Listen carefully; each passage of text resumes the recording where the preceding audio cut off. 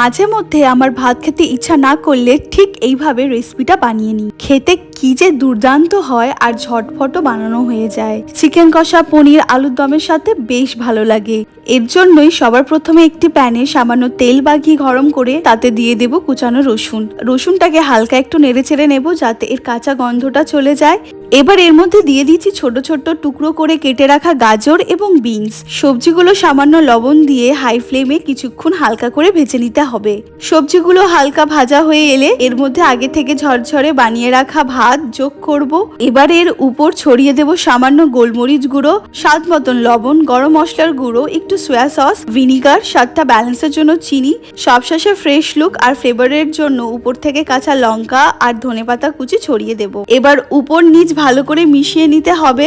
2 minute ভালো করে toss করে নিলেই তৈরি আমাদের গরম গরম ঘরোয়া স্টাইলে ভেজিটেবল রাইস রেসিপি। ব্যাস, এবার প্লেটে গরম গরম রাইস আর সাথে যদি থাকে এমন নরম জুসি চিকেন মিটবলস আর রিচ গ্রেভি, তাহলে তো জাস্ট জমে যাবে। ভিডিওটা কেমন লাগলো জানিও। দেখা হচ্ছে পরের ব্লগে। বাই।